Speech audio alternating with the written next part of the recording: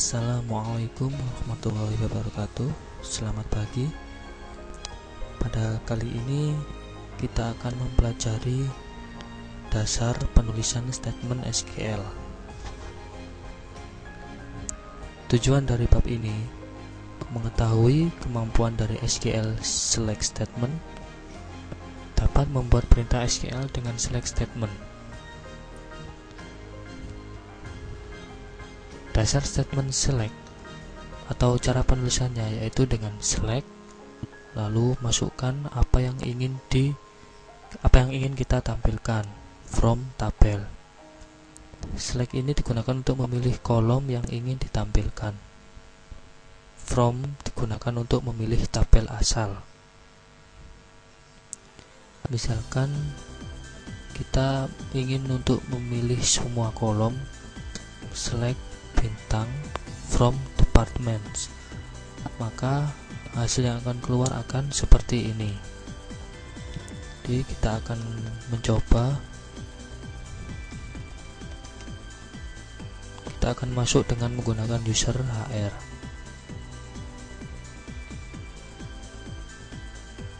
Dan kita nyoba select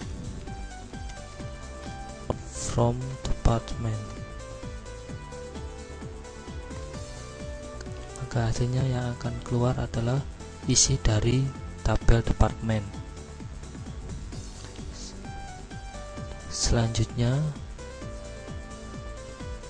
untuk memilih kolom yang spesifik, apabila kita menginginkan untuk menampilkan sebuah kolom yang spesifik, lebih spesifik, kita bisa dengan menggunakan perintah select dengan ketik select department ID, location ID. Misalkan kita ingin menampilkan department ID dan location ID, maka seperti yang tertulis di PDF, select department ID lalu location ID from departments. Maka yang akan ditampilkan adalah sesuai apa yang ingin kita tampilkan, sesuai apa yang kita tulis di department ID dan location ID. Selanjutnya, pada SQL ini terdapat beberapa aturan penulisan, seperti SQL statement ini tidak case sensitive, artinya tidak dibedakan antara penulisan huruf kecil atau besar. SQL statement ini dapat terdiri dari lebih dari satu baris, dan keyword tidak bisa disingkat atau dipisah di baris yang berbeda. Klausa biasanya ditempatkan pada baris yang berbeda, dan indent digunakan untuk memudahkan pembacaan.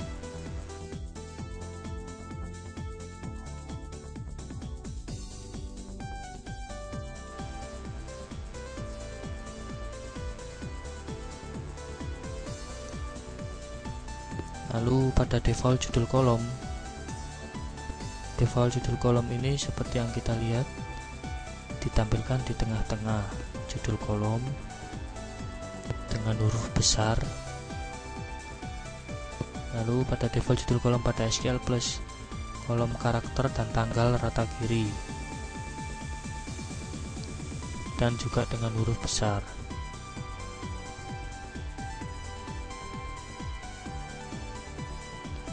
Selanjutnya, ekspresi aritmatik. Suatu ekspresi yang melibatkan tipe data bilangan atau number dan tanggal menggunakan ekspresi aritmatika. Di sini apabila kita menginginkan suatu perhitungan dalam SQL statement, kita bisa misalkan contoh, kita ingin menambahkan nilai 300 pada salary. Maka yang dapat kita lakukan, select class name, salary plus 300 from employees. maka yang terjadi adalah salary yang awalnya bernilai 2.600 menjadi 2.900 karena kita tambahkan operasi aritmatik, yaitu ditambah dengan 300, maka hasilnya 2.900.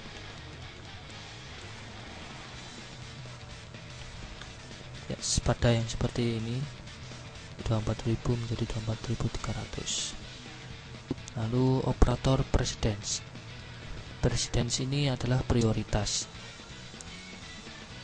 dimana pada operator ini terdapat perkalian dan juga penambahan.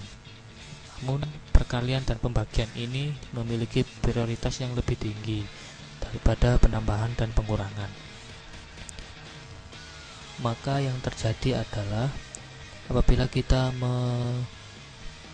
membuat contoh misalnya seperti ini, 12 kali salary plus 100, yang diprioritaskan utama adalah perkalian, maka yang terjadi salary ini akan dikalikan dengan 12.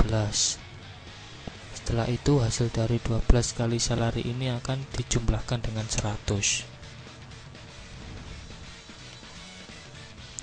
Maka seperti pada contoh, name salary 12 dikalikan salary plus plus 100 from employees.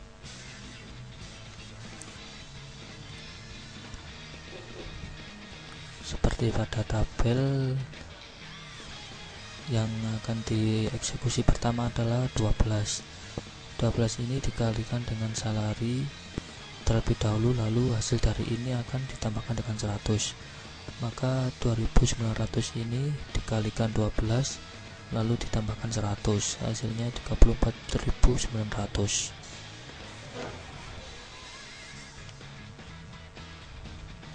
Selanjutnya pada penggunaan tanda kurung. Penggunaan tanda kurung ini memiliki prioritas paling tinggi dibandingkan dengan operator yang lain. Jadi apabila terdapat tanda kurung seperti ini, maka otomatis yang akan dilakukan operasi aritmatika terlebih dahulu atau yang diprioritaskan adalah yang ada di dalam tanda kurung ini. Maka yang terjadi salary ditambah 100 ini akan dilakukan terlebih dahulu. Hasil dari salary plus 100 ini dikalikan dengan 12. Maka last name salary kalikan dengan salary plus 100 from employees. Salary ini akan ditambahkan dengan 100 terlebih dahulu, maka ini akan menjadi 3.000 dikali dengan 12, hasilnya 36.000. Lalu mendefinisikan nilai nol. Nilai nol ini kosong, suatu kolom yang bisa berarti ada data yang tidak diisi atau tidak diketahui. Jadi nilai nol ini tidak sama dengan 0 atau tidak sama dengan spasi kosong. Seperti pada contoh, kita akan mencoba untuk menampilkan sebuah tabel di mana di dalam tabel itu terdapat commission PJT yang tidak ada nilainya. Select class name, job ID, salary, commission, PJT from employees. Nah, pada tabel ini kita bisa lihat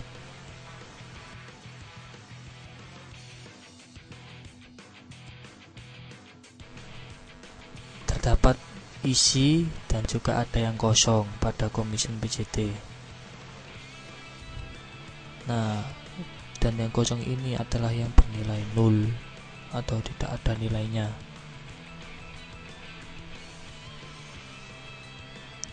Lalu supaya nilai 0 ini tidak ditampilkan, digunakan fungsi NVL untuk memeriksa keberadaan nilai 0. Formatnya NVL, kolom yang dievaluasi, diisi nilai ini, nilai apa jika kolom bernilai 0. Maka pada NVL ini, apabila di dalam tabel tersebut seperti Commission PJT ini bertipe number, maka diisi nilai ini harus bertipe number juga. Apabila karakter, di sini juga harus karakter.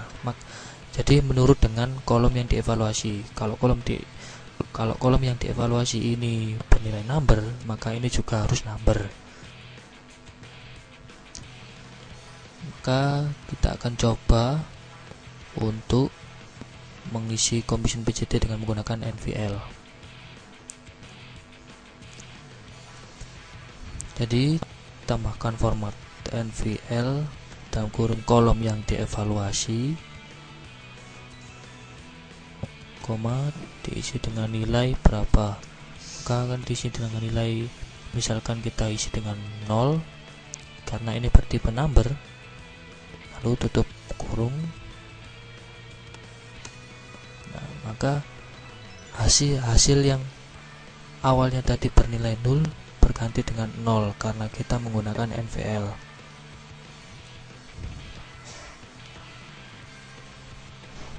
Selanjutnya menggunakan alias. Alias ini kita gunakan untuk membuat sebuah nama sebagai pengganti nama tabel. Misalnya select class name ini kita ganti namanya berubah menjadi name, Commission PJT menjadi com. Maka seperti yang pada contoh, select class name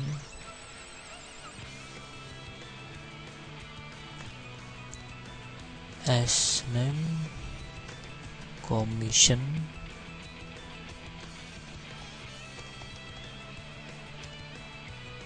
com from employee.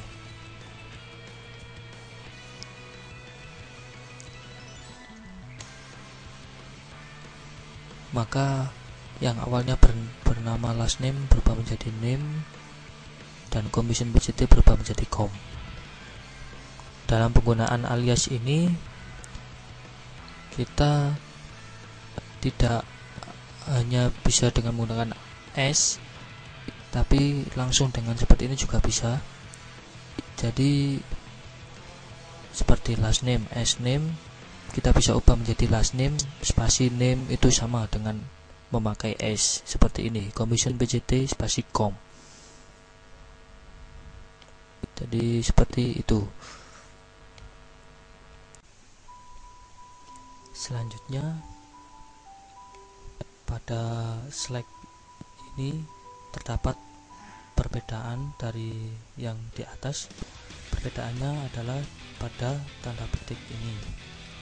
Select class name ini mempunyai arti bahwa apabila kita beri tanda petik di sini, maka apapun yang akan kita tulis di dalam tanda petik ini, itulah yang akan keluar nanti di hasilnya. Jadi saat kita menuliskan select class name as name ini, hasilnya akan berubah menjadi name, tetapi hurufnya berubah menjadi kapital. Lalu kalau yang ini, apabila kita berikan tanda petik, maka hasilnya akan berubah seperti apa yang kita tulis di dalam name, maka hasilnya juga akan ikut berubah menjadi name, huruf besar kecil. Begitu juga dengan sebelahnya, salary kali 12. Ini kita isikan sebuah tulisan annual salary. Di sini terdapat spasi dan juga huruf besar kecil. Kita berikan tanda petik, maka hasilnya juga akan seperti yang kita tuliskan di dalam tanda petik ini, annual salary.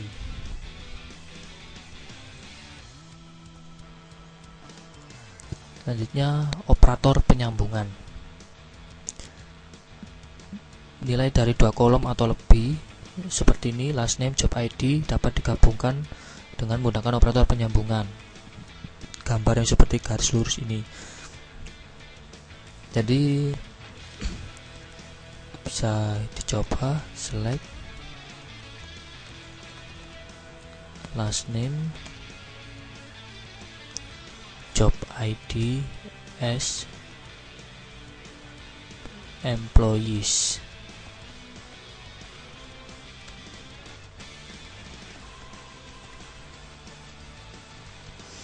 Maka seperti yang ada di PDF, select class name, yang akan ditampilkan nanti adalah nama yang ditampilkan ini, nama bergabung dengan job ID Johnson Sa REP, dan 2 kolom ini yang digabungkan dijadikan pada tabel yang bernama employees ini. Lalu berikutnya literal character string. Literal ini dapat berupa karakter, ekspresi atau bilangan yang terdapat pada klausa select. Literal berupa tanggal dan karakter harus diapit dengan tanda petik tunggal. Seperti ini. Apabila kita memasukkan sebuah karakter, harus diapit dengan tanda petik tunggal. Maka kita bisa menambahkan sebuah karakter di sini atau beberapa karakter apabila kita ingin menambahkan karakter. Select class name, garis lurus. Misalkan kita ingin menambahkan sebuah karakter yang berisi is a, job ID as employee detail.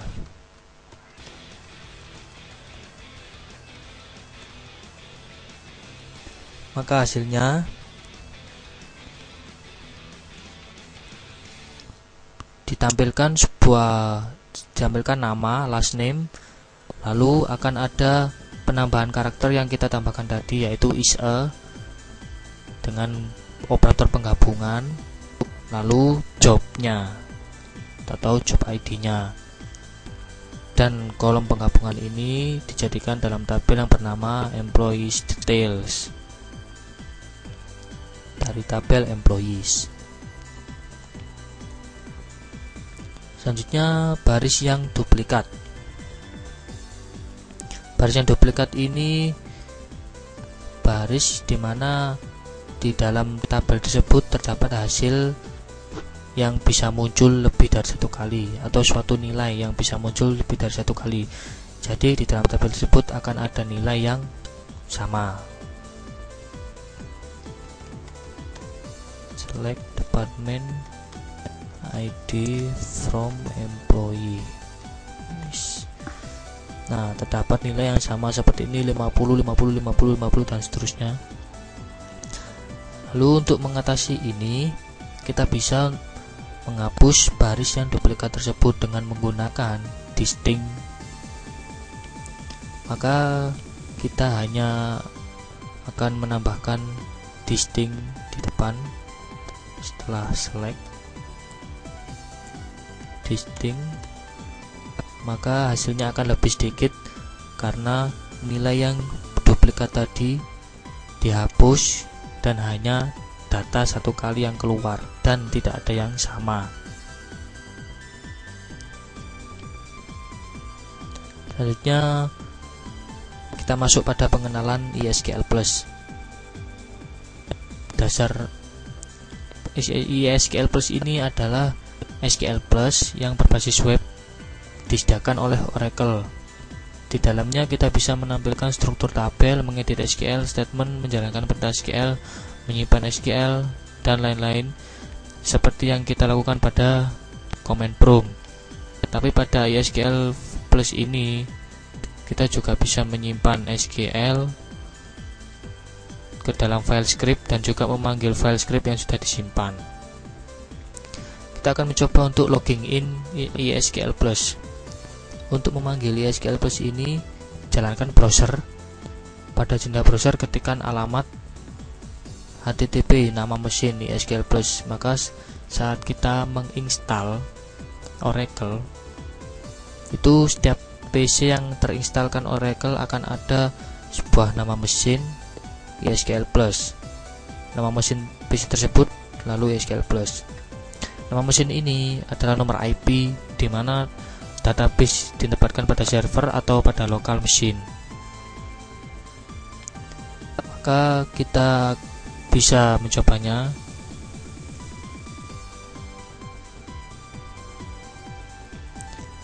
Itu Oracle Anda install di lokasi mana, database Anda tersimpan di mana, Oracle, lalu pada folder install terdapat file yang bernama readme. Di readme ini, nah ini adalah nama mesin SQL Plus. Kita copy, lalu buka browser Anda,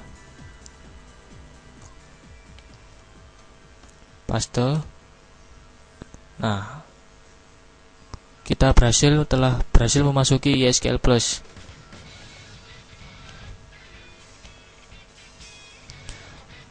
Untuk selanjutnya kita mencoba menggunakan SQL Plus ini, menampilkan struktur tabel. Untuk menampilkan struktur tabel digunakan perintah describe.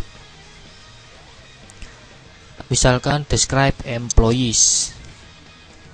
Kita masuk dulu HR dengan password orgl.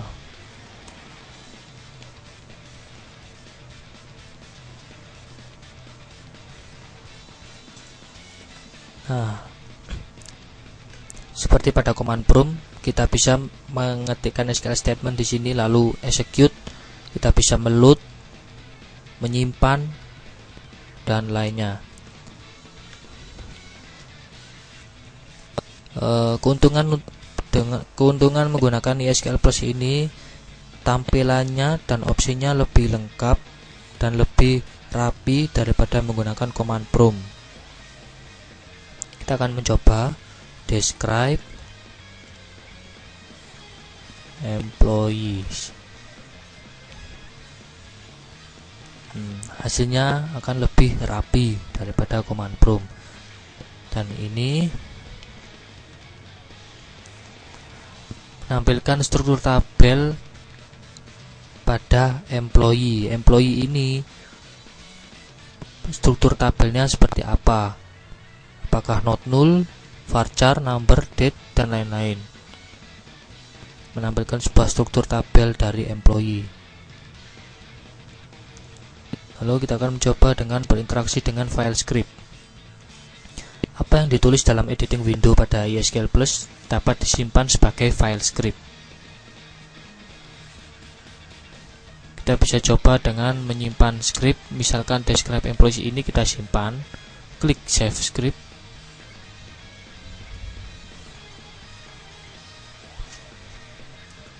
Maka akan muncul sebuah pemberitahuan save file. Kita akan menyimpan filenya. Kita akan simpan di mana? Nah, ini hasil dari script yang kita simpan. Script di mana describe employees ini telah berhasil kita simpan dengan nama myscript.sql.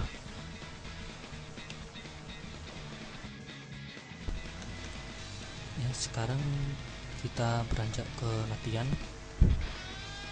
Kita mencoba untuk mengerjakan latihan berikut. Nomor 1, apakah statement select berikut ini dapat dijalankan dengan benar?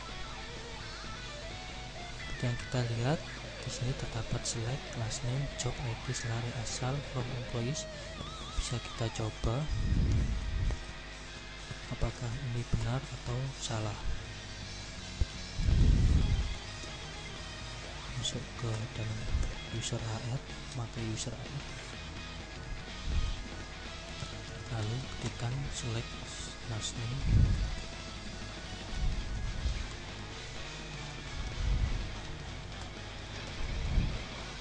salary aside from employees.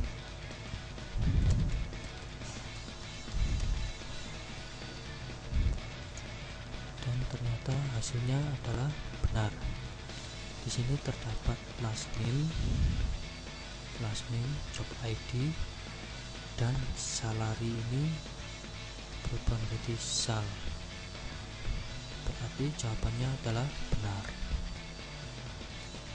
Lalu selanjutnya yang nomor 2, temukan 4 kesalahan pada statement select berikut. Di sini terdapat kesalahan, bisa kita coba untuk mengecek salahnya. Select salary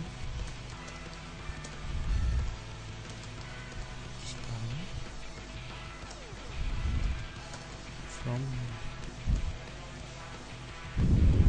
error.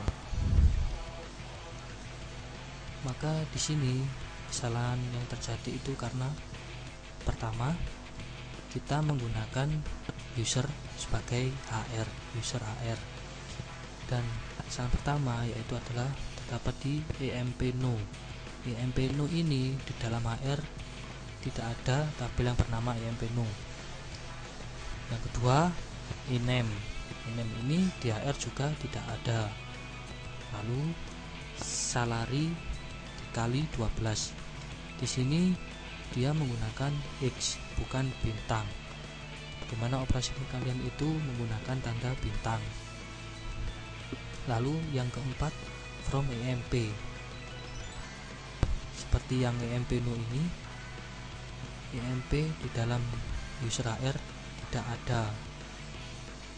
Dan perlu diketahui, EMNO, ename, dan EMP ini hanya dipunyai oleh user Scott. Jadi kalau kita ganti dengan Scott dan salary ini kita ganti dengan operasi bintang, maka bisa dijalankan. Selanjutnya nomor 3, tampilkan struktur dari tabel departments, kemudian tampilkan semua datanya.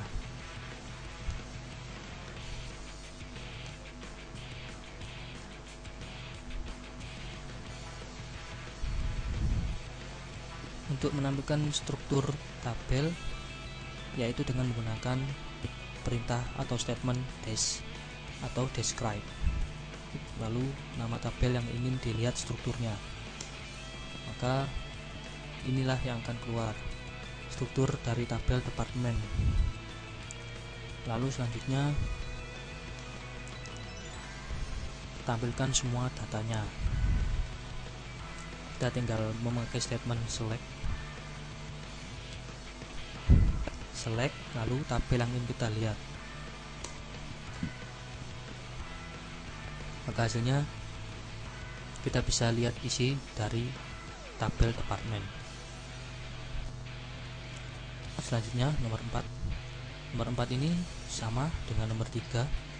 Tampilkan struktur dari tabel employees. Buat query untuk menampilkan nomor pegawai, nama, pekerjaan, dan tanggal mulai bekerja untuk tiap pegawai. Namun di sini terdapat EMP no, ename, job, dan hire date, di mana di HR tersebut tidak ada yang namanya EMP no dan ename, adanya hanya di Scott. Maka sebelum kita lakukan statement select, lebih dahulu kita mengganti user dari HR ke Scott.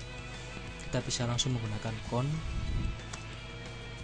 masukkan ID Scott lalu passwordnya, maka connected secara otomatis. Kita yang awalnya dari HR akan berpindah user menjadi Scott. Lalu mulai kita kerjakan yang nomor 4. Sama persis seperti yang nomor 3. Untuk melihat struktur menggunakan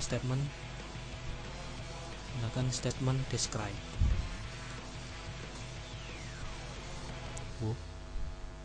Maaf, karena kita sudah berubah ke Scott, employees pada Scott adalah EMP. Di EMP ini terdapat EMNO, ENAME, dan sebagainya. Lalu tampilkan isi dari tabel EMP atau employees. Sama seperti nomor 3. Hanya saja yang nomor 4 ini kita menampilkan sebuah tabel yang lebih spesifik.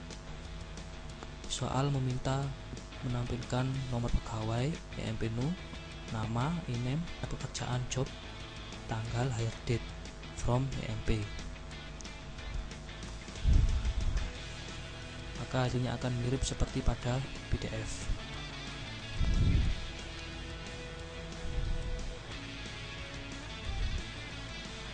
Smith, Allen, Ward, John.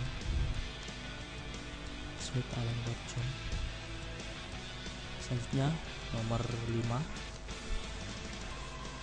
Buat query untuk menampilkan pekerjaan secara unik dari tabel employees. Unik di sini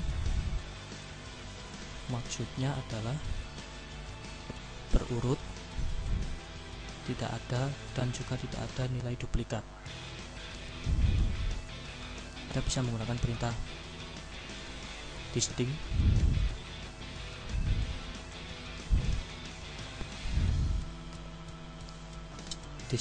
untuk menghilangkan nilai duplikat. Lalu order by ini untuk mengurutkan abjad dari awal sampai akhir. Maka hasilnya akan sama seperti pada PDF, job, analis, clerk, dan lain-lain. Lalu nomor 6, tampilkan nama pegawai digabung dengan pekerjaan dengan dipisah tanda koma, kemudian berjudul pegawai dan pekerjaan.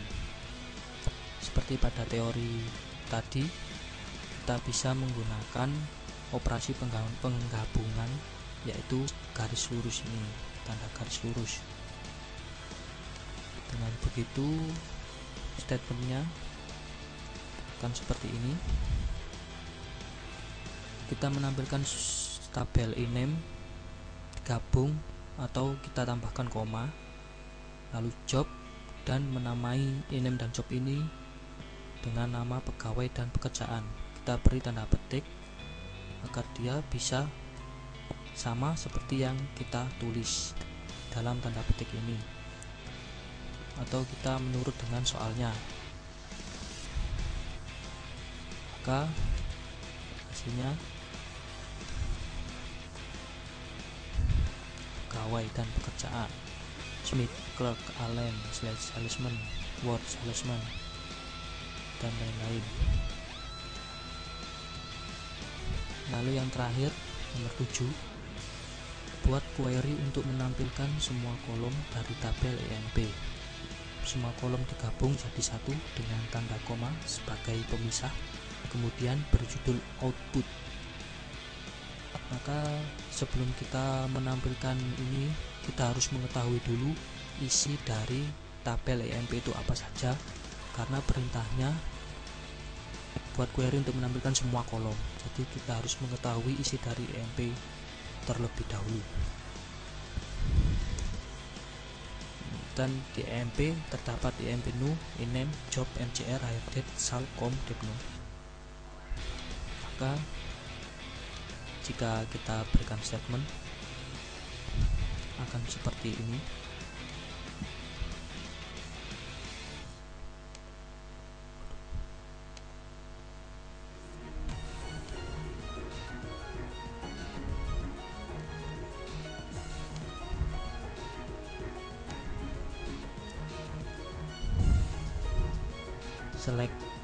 Select EMNO, berikan operasi penggabungan, koma, ename, job, dan seterusnya.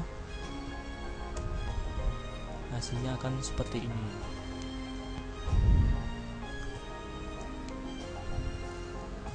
Output Smith log 7902 dan seterusnya. Sekian dari pembelajaran bab pertama ini tentang dasar statement SQL. Sampai ketemu pada pertemuan berikutnya. Terima kasih. Assalamualaikum warahmatullahi wabarakatuh.